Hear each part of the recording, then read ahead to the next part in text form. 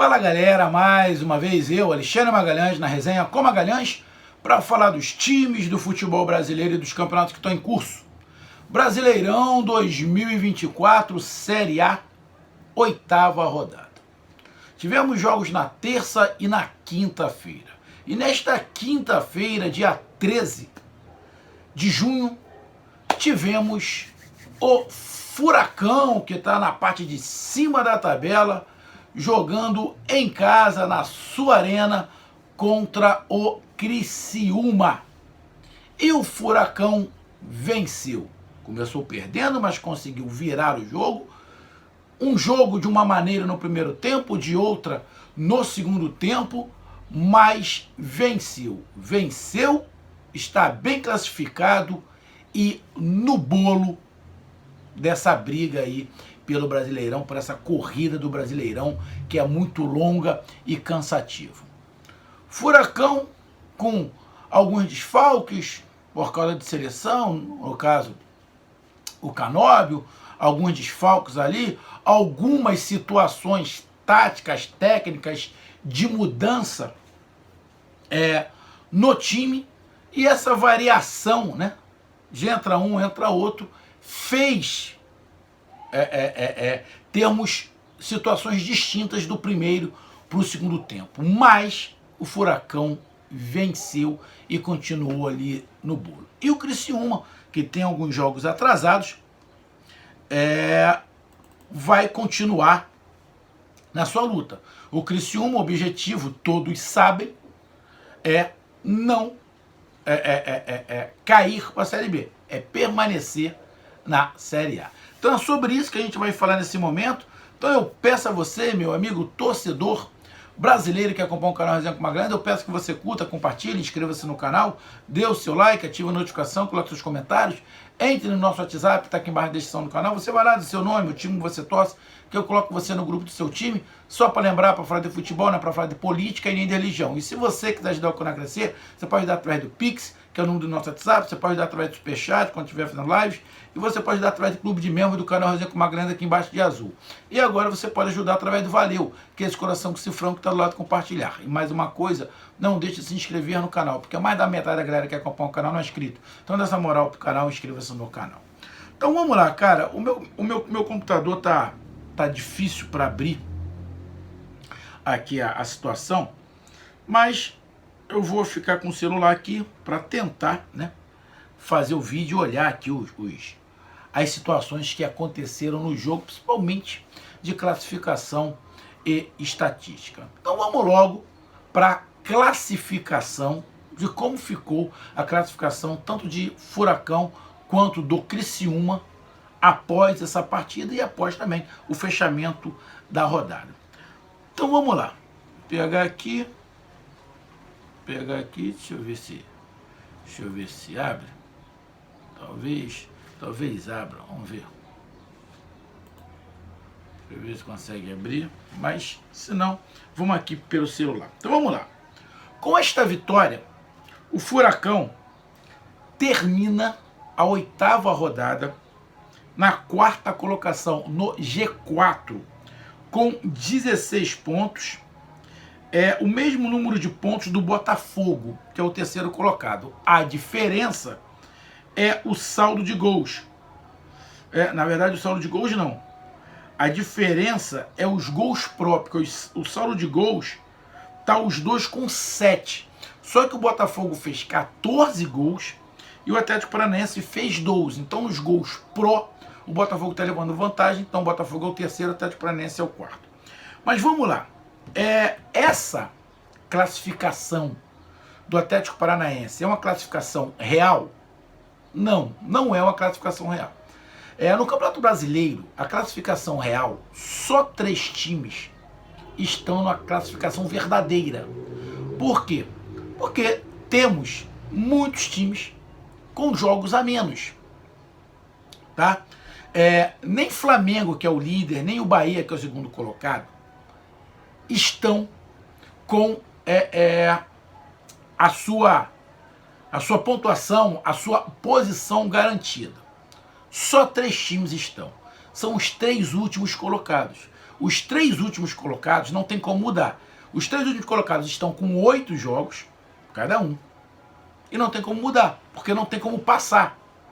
Por quê? É o Atlético Goianiense, o Vitória e o Cuiabá. Ou Cuiabá e Vitória, que é o último. Os 3 têm 8 jogos. Ou seja, o Cuiabá vai jogar, vai passar, mas aí vai fazer o 9º jogo, o outro também. Então, dos 20 times, apenas 3 times têm a classificação real. Todos os outros, a classificação não é muito real. Tá? Não é muito real, porque você pode cair, mas também pode subir, porque tem jogos a menos. E o Furacão entra nessa situação por quê? Cruzeiro e Atlético Mineiro, os dois têm 13 pontos, com um jogo a menos. O Internacional tem 11 pontos, com 2 jogos a menos. Então, o Internacional tem 11 pontos, com 2 jogos a menos. Se ganha esses 2 jogos, vai a 17 pontos. Ele iguala o mesmo número de pontos de Flamengo e Bahia. E passa o Atlético Paranaense. Cruzeiro e Atlético Mineiro tem 13. Se ganhar o jogo que falta, ficam com 16. O mesmo número de pontos de Botafogo e Atlético Paranaense. E aí vai ali para uma questão de saldo de gols pró. Ou seja, por este motivo, né, num desequilibrado Campeonato Brasileiro, porque esse Campeonato Brasileiro eu vou repetir. Tem torcedores que não gostam do que eu vou falar, mas, cara, esse é um dos mais desequilibrados campeonatos brasileiros que já tivemos até hoje. Ele é desequilibrado, primeiro, pela tabela, que é completamente manipulada. Segundo, falta de isonomia, né? Como a gente está falando, também por causa de não parar na Copa América. Muitos times perderam jogadores por causa da Copa América. Aí desequilíbrio. Não interessa que tem mais jogadores, que tem mais dinheiro, não interessa. Se contratou é porque tem condições. Se contratou os melhores é porque tem. E aí você não conta que esses caras que você gastou, fica desequilibrado. Fica desequilibrado. Não tem jeito. Então, esse Campeonato Brasileiro, para mim, já está completamente manchado em relação a equilíbrio. Campeonato tem que ter equilíbrio. Equilíbrio. E o Campeonato Brasileiro de 2024 não tem equilíbrio nenhum. Então, o campeão, para mim, de 2024, vai ter um ponto de interrogação. Os 4 que cair vai ter um ponto de interrogação, porque é um campeonato sem equilíbrio algum. Tá? Então, o Atlético Paranaense venceu e terminou essa rodada na 4ª colocação, mas com aquela ressalva. Não é a classificação real, porque tem 3 times atrás que tem jogos a menos que podem chegar ou ultrapassar o Furacão. E o Criciúma está aqui com essa derrota, entrou na zona de rebaixamento. Está na 17ª colocação com 5 pontos. Porém, tem 2 jogos a menos. É por isso que eu falei que se o Atlético Goianiense, Cuiabá e Vitória não muda nada. Eles estão certinhos. Porque são os 3 últimos com 8 jogos. Agora, o Criciúma tem 2 jogos a menos. Se o Criciúma ganha um jogo, ele vai a 8 pontos. Ele passa todo mundo e vai ficar atrás de Juventude. Ele passa a Grêmio, ele passa a Vasco, ele passa a Corinthians, ele passa a Fluminense. Só que o Grêmio também tem 2 jogos a menos. Se ganhava 12 pontos, ou seja, ninguém na parte de cima da tabela. Ninguém na parte de cima da tabela. A classificação é, de fato, o que está nesta 8ª rodada. Apenas os 3 últimos. E o Criciúma termina essa rodada na 17ª colocação, o primeiro time dentro da zona de rebaixamento. Vamos aqui para a estatística. Né? O Atlético Paranaense chutou 23 vezes, o Criciúma 12. Em direção ao gol 7 vezes, o Furacão 4, Criciúma. Posse de bola um pouco mais para o Atlético Paranaense. Precisão nos passes melhor para o Atlético Paranaense do que para o Criciúma. Faltas, o Criciúma fez um pouco mais de faltas que o Furacão, mas também não foi um jogo faltoso. Cartão amarelo apenas um, como eu falei, não foi um jogo muito faltoso. Apenas um, cartão vermelho nenhum. Impedimentos, 2 para um lado, 3 para o outro, porque não teve muito contra-ataque. Escanteios, 6 para o Furacão, 3 para o Criciúma. Os números, estatísticas, geralmente não condiz com o que é o jogo. Geralmente não. Às vezes não condiz com o que é o jogo. Mas esses números aqui refletem um pouco o que foi o jogo. Então vamos lá, cara. Primeiramente, o Furacão venceu de 3-1. Foi justo? Sim, foi justo. O Criciúma fez uma partida muito ruim? Não. O Criciúma fez uma partida dentro do que dava. Qual era a proposta? Tentar não perder. Essa era a proposta. Curta e grossa, era tentar não perder. Se desse para ganhar, beleza. Até um certo momento estava ganhando, porque abriu o placar cedo. Mas o objetivo do Criciúma era tentar não perder. Na virada do primeiro para o segundo tempo, o jogador do Criciúma falou isso. A gente veio para tentar não perder. E essa é a situação. E o Atlético Paranaense foi ali com o Mastriani na frente. Não tem um Canóbio. O Coelho ficou fora, o Fernandinho jogando, né, porque o Fernandinho tinha viajado para fazer o curso, voltou ali. O Zapelli organizando. Agora vamos lá. O primeiro tempo,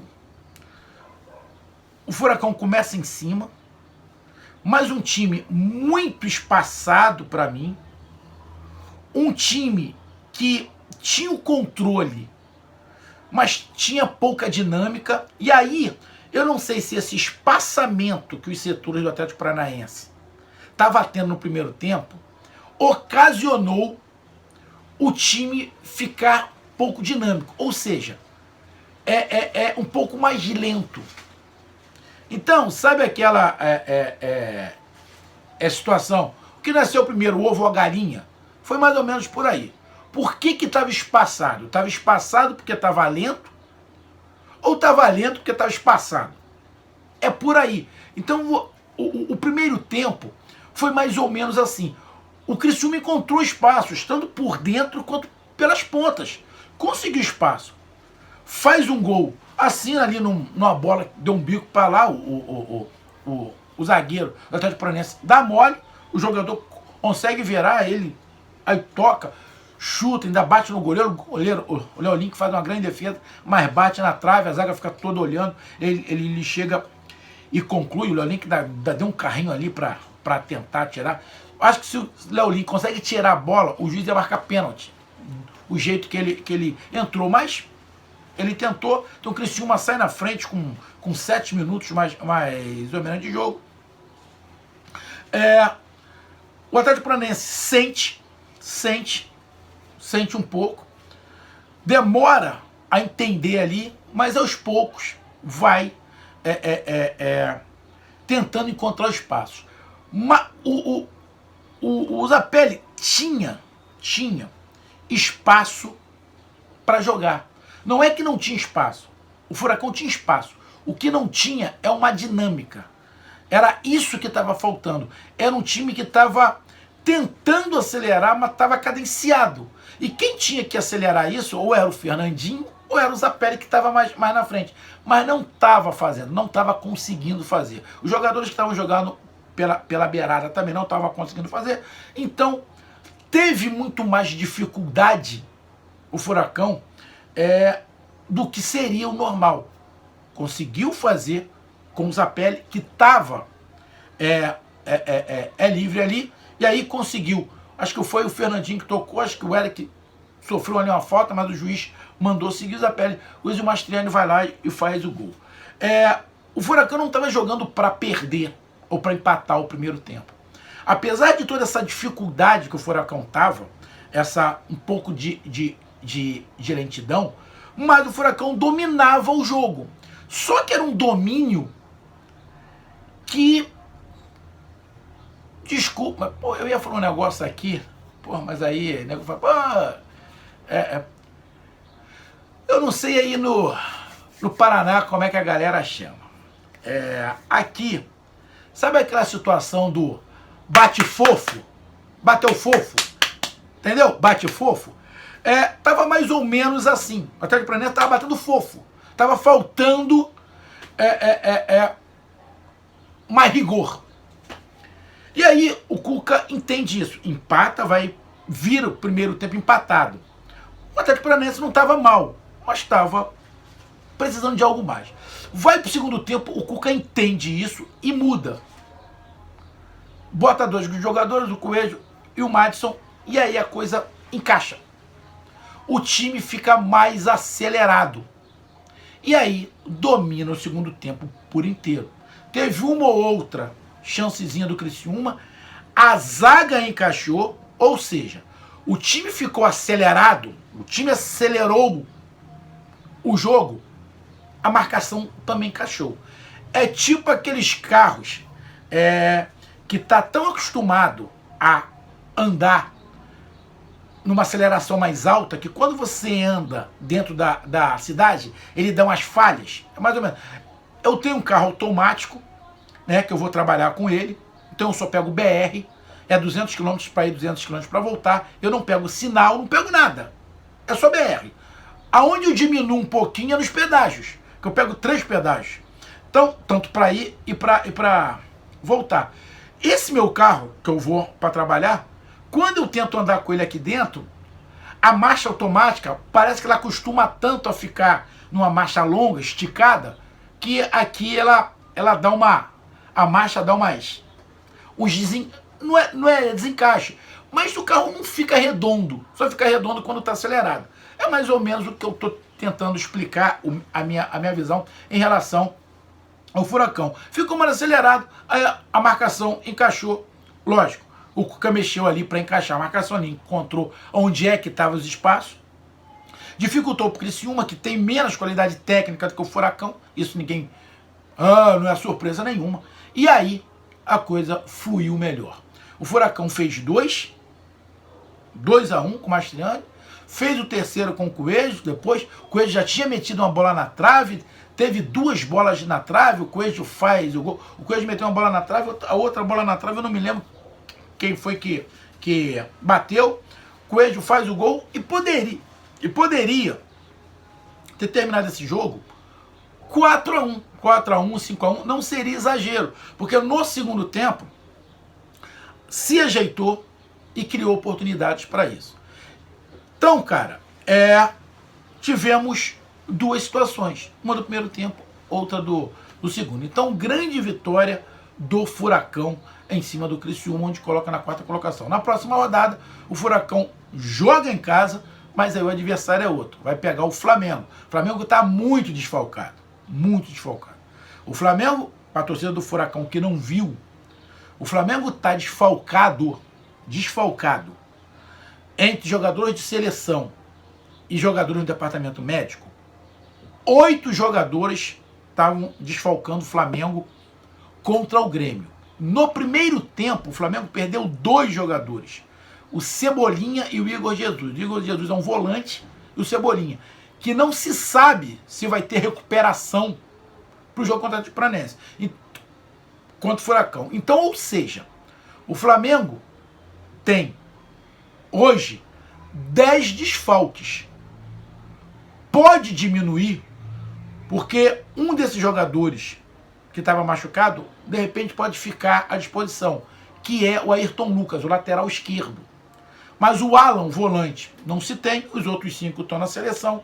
E o Carlinhos, o centroavante, também não está podendo jogar, está no departamento médico. E esses 2 que saíram machucados. Então, o Flamengo foi desfalcado contra o Grêmio e a tendência é que vá mais desfalcado contra o Furacão. Mas o Flamengo tem elenco. Sim, mas, irmão, você ir desfalcado de 10 jogadores, não tem elenco que resista, parceiro. Não tem elenco. Então, só pra galera do Furacão falar, por que tá falando do Flamengo? Porque é o próximo jogo. O Flamengo jogou contra o Grêmio com 4 zagueiros, sendo um jogando de lateral esquerdo e um de volante. E 2 zagueiros normais. Ou seja, é um time bem diferente. Porém, só para alertar a galera do Atlético Paranaense, que eu sei que vai me perguntar isso. Dessa maneira que o Tite escalou, a parte da frente do Flamengo não mudou muito, a não ser que saiu o Cebolinha. Mas se sair o Cebolinha, o Flamengo provavelmente vai jogar com o Bruno Henrique Luiz Araújo, que jogou muita bola, o Pedro e o Lohan. E prestem atenção no Lohan. Prestem atenção no Lohan. Não pode deixar esse moleque solto. Se deixar esse moleque solto, vai se enrolar. Na verdade, não pode deixar ninguém muito solto, se tem qualidade. Mas esse garoto que tem 17 anos, se deixar solto, ele vai entrar com bola e tudo, irmão. Então, isso é um papo pro outro jogo. Mas eu sei que vão perguntar, então eu já tô adiantando. Então tá aí, grande vitória do Furacão. Um grande abraço, até mais, valeu, tamo junto, fui!